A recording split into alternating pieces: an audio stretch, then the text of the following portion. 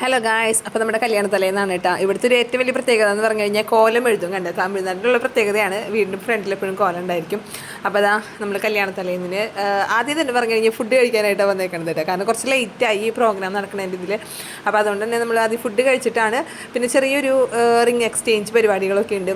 അപ്പോൾ എനിക്ക് കൂടുതലായിട്ട് ഫോട്ടോസും അതുപോലെ തന്നെ വീഡിയോസ് എടുക്കാനായിട്ട് കുറേ എന്താ പറയുക പരിമിതികളുണ്ട്. ഓൾറെഡി 2 കുട്ടികളുള്ളത് കാരണം അറിയാലോ.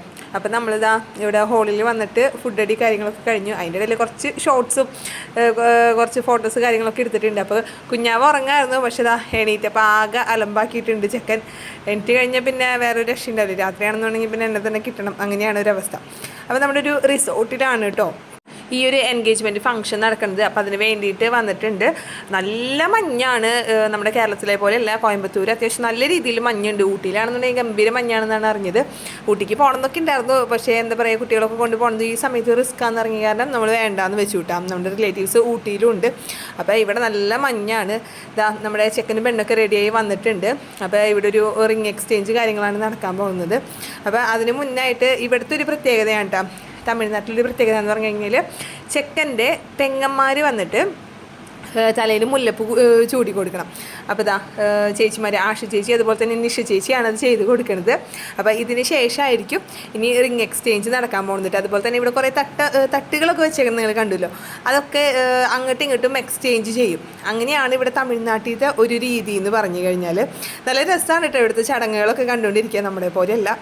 അപ്പോൾ അങ്ങനെ ആ ഒരു കടമ കഴിഞ്ഞിട്ടുണ്ട്. ഇതാ റിംഗ് എക്സ്ചേഞ്ച് പൂർത്തിയാക്കിയിട്ടുണ്ട്.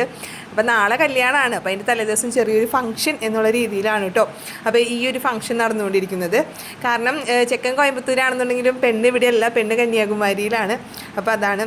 പിന്നെ ഇതാ ഇതിൻ്റെ ഇടയിൽ ഇങ്ങനെയൊരു സംഭവം കൂടി നടക്കുന്നുണ്ട്. നിങ്ങൾ മുൻപത്തെ വീഡിയോയിൽ കണ്ടിട്ടുണ്ടാവുമല്ലോ.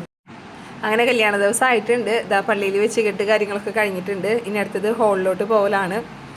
അപ്പോൾ ഹോളിലോട്ട് പോയി കഴിഞ്ഞാൽ നിങ്ങൾക്ക് കാണാൻ അധികം കാര്യങ്ങളൊന്നും കാണാൻ പറ്റില്ല. വേറെ ഒന്നല്ല, എനിക്ക് എടുക്കാൻ കുറേ വീഡിയോസ് കാര്യങ്ങളൊന്നും എടുക്കാൻ പറ്റിയിട്ടുണ്ടാവില്ല. പിന്നെ ഞാൻ കുറച്ച് എന്താ പറയുക ബ്യൂട്ടിഫുൾ മൊമെൻറ്റ്സ് ക്യാപ്ചർ ചെയ്തിട്ടുണ്ട് കേട്ടോ. അതാ നമ്മുടെ കല്യാണ ചെക്കൻ്റെ ഡാൻസാണ് ഇവിടെ കാണുന്നത്.